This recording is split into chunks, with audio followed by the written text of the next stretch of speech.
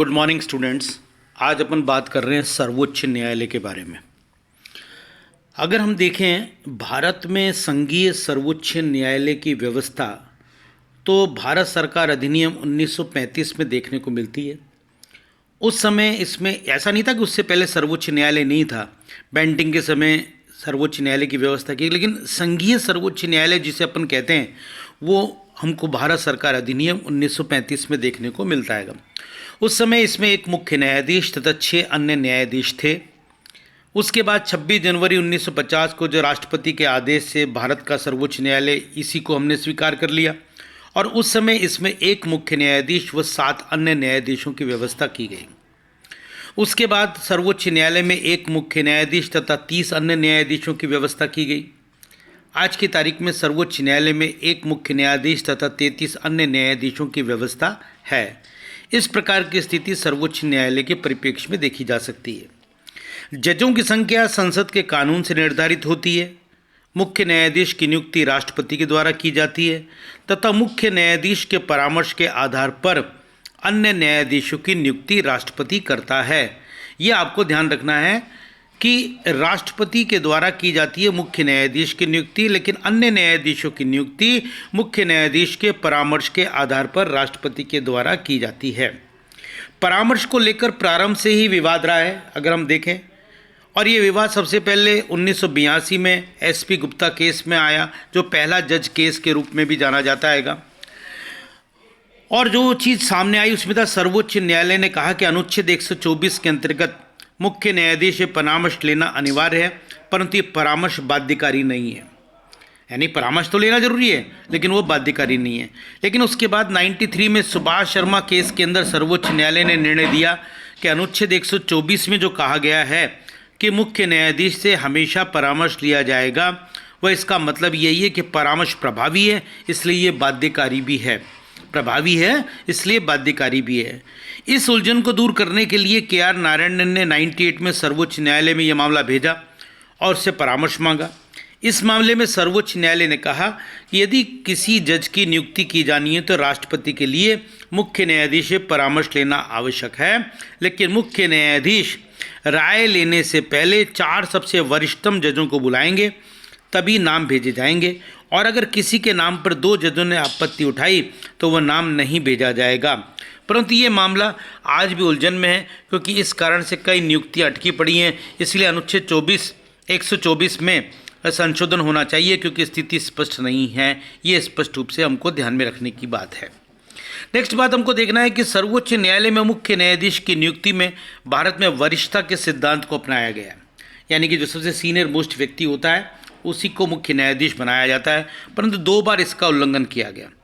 पहली बार 1973 में जब मुख्य न्यायाधीश सीकरी सेवानिवृत्त हुए तो 3 न्यायाधीशों की वरिष्ठता का उल्लंघन करते हुए अजीतनाथ रे को मुख्य न्यायाधीश बनाया गया था।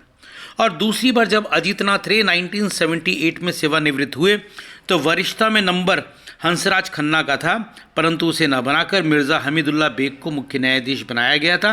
भारत में ये 2 ऐसे चांस हैं जब वरिष्ठता के सिद्धांत को नहीं माना गया या उसका पालन नहीं किया गया। भारत में तदर्थ न्यायाधीशों की व्यवस्था भी की गई है। ये विचार भारत में कनाडा से लिया गया।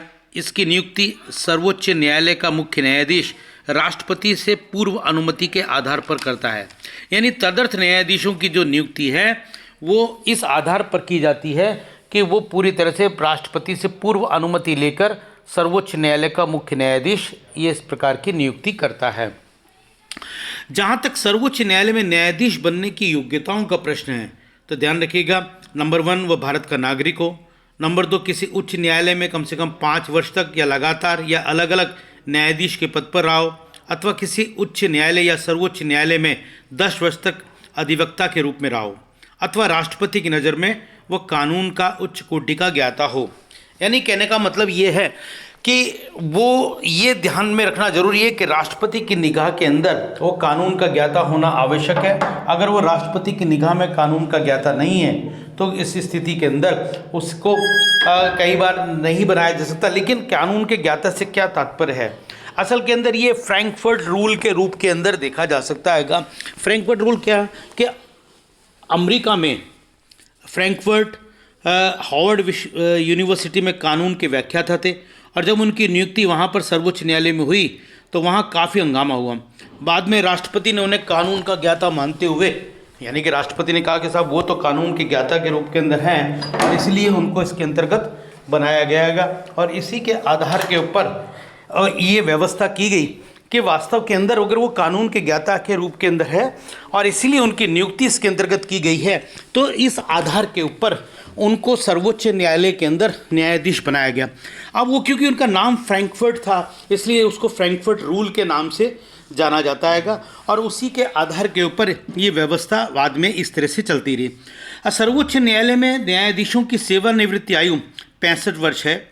इससे पूर्व किसी न्यायाधीश को पद से हटाने के लिए अनुच्छेद 124(4) के अंतर्गत महाभियोग की व्यवस्था है। असल के अंदर इस महाभियोग को वास्तविक रूप से महाआरोपण के नाम से जाना जाता है। अगर महाभियोग शब्द का प्रयोग सिर्फ राष्ट्रपति के परिप्रेक्ष्य में किया जाता है, कभी अगर जीके के पॉइंट ऑफ व्यू से आपको ध्यान रखना है तो सर्वोच्च न्यायालय के न्यायाधीश के लिए महाआरोपण नाम दिया जाता है। इसमें जजों पर 1 या 2 आरोप लगते हैं जिसमें सिद्ध कादाचार या असमर्थता या दोनों हो सकते हैं। जजेज इंक्वायरी एक्ट 1968 के तहत संसद के किसी भी सदन में महाआरोपण की प्रक्रिया शुरू हो सकती है। इसमें यह व्यवस्था है कि यदि लोकसभा इसे प्रारंभ करती है तो वो अपने कम से कम 100 सदस्यों के हस्ताक्षर के द्वारा आरोप पत्र तैयार करेगी, जबकि राज्यसभा प्रारंभ करती है तो कम से कम 50 सदस्यों के हस्ताक्षर के द्वारा इसे प्रारंभ किया जाएगा। जो भी सदन इसे प्रारंभ करेगा वो अपने अध्यक्ष या सभापति को देगा ये हस्ताक्षर करके। ये अध्यक्ष या सभापति का ये क्षेत्राधिकार है कि वह इसके लिए मना भी कर सकता है। यदि वो इसे स्वीकार करता है तो 3 सदस्यीय समिति, ये ध्यान रखने की बात है, 3 सदस्यीय समिति बनाएगा। इस समिति में सर्वोच्च न्यायालय का कोई एक वर्तमान या भूतपूर्व न्यायाधीश, किसी उच्च न्यायालय का कोई एक वर्तमान या भूतपूर्व न्यायाधीश और एक प्रसिद्ध विधि वेत्ता होगा।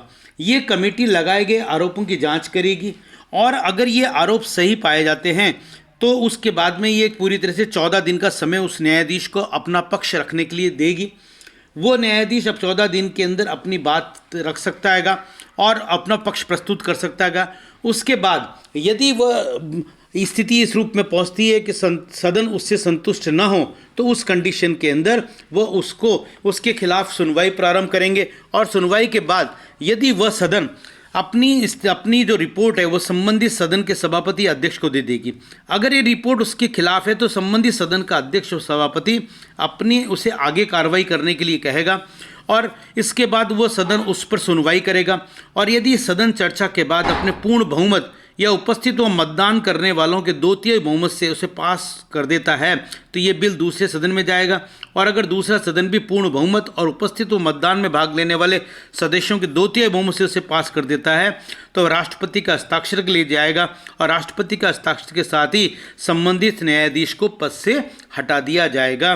भारत में केवल एक बार 92-93 में सर्वोच्च न्यायालय के न्यायाधीश वी रामास्वामी के विरुद्ध आरोपण या महाभियोग का प्रस्ताव लाया गया था।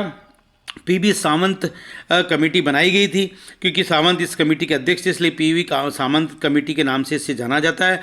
कमेटी ने इन्हें दोषी करार दिया परंतु लोकसभा में बहुमत नहीं बनने के कारण इस पर मतदान नहीं कराया जा सका था।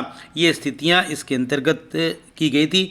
यहाँ नोट करके ये देखने की बात है कि सर्वोच्च न्यायालय में न्यायाधीश की जो महाआरोपण प्रक्रिया है इसी प्रक्रिया के आधार पर उच्च न्यायालय के न्यायाधीशों, नियंत्रक व महालेखा परीक्षक, मुख्य चुनाव आयुक्त, राज्यों के मुख्य चुनाव आयुक्त तथा राज्यों के लोकायुक्त को हटाया जा सकता है। इस प्रकार की स्थिति इसके अंतर्गत की गई है। ये आपको यहाँ तक ध्यान रखना है। आज यहाँ तक, बाकी बात कल। Thank you so much.